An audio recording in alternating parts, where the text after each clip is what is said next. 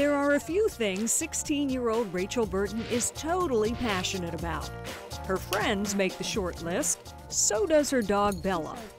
And there's nothing Rachel loves more than a good throwdown on the volleyball court.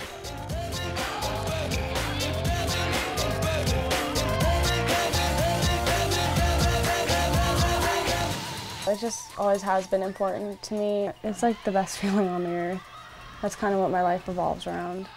But recently, Rachel got some news that threatened to throw her off her game. She was diagnosed with type 1 diabetes. I was not happy.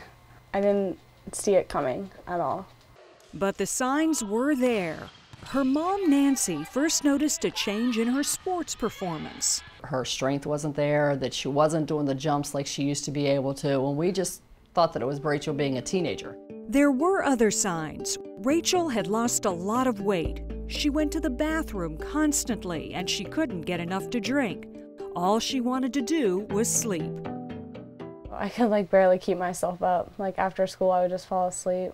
After a volleyball tournament one weekend, the family had Rachel's blood sugar checked. It was 569, dangerously high. She was transported to All Children's Hospital, where she received her diagnosis and a mandate for a new lifestyle.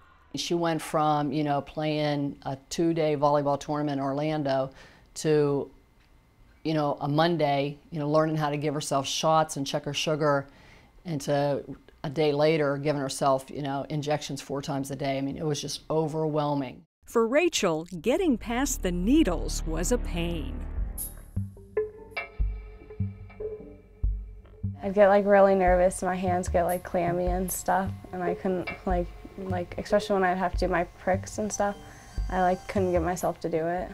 The needles are easier now. Rachel is learning to watch her diet and monitor her blood sugar wherever she is. Oh, you're a vampire, aren't you, huh?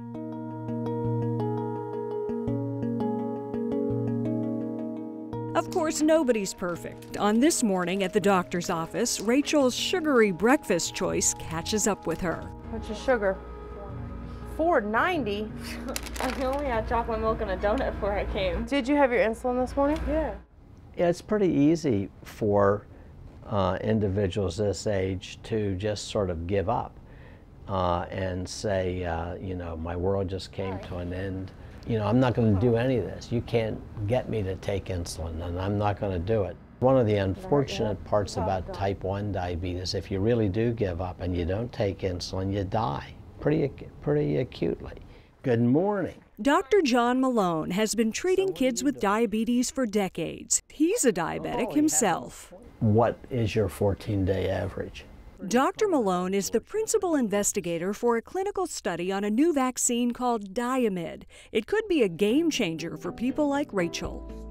In type 1 diabetics, the cells that make insulin are under attack by the body's own immune system.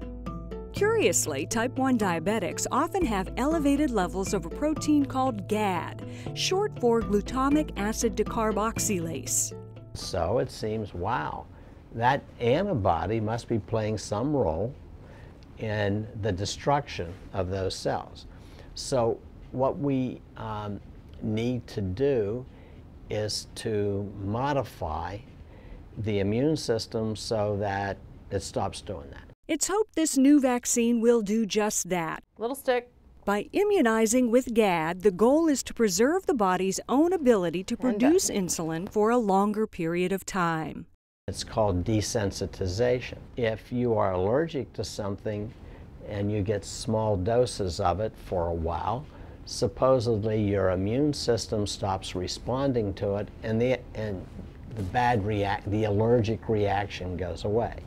In this study, Rachel has a 2 in 3 chance of getting the vaccine. Her ability to produce insulin will be monitored for at least 2.5 years. And hopefully then it can help other kids. Our goal for Rachel now is to preserve her pancreas, to not make it work quite as hard now so that it'll have, she'll have it later on in life. A lot of other people have it, so it's not just me. I can't be selfish about it. This vaccine is not a cure, but if it works, the potential is staggering. Researchers say it could one day prevent people from ever developing diabetes in the first place.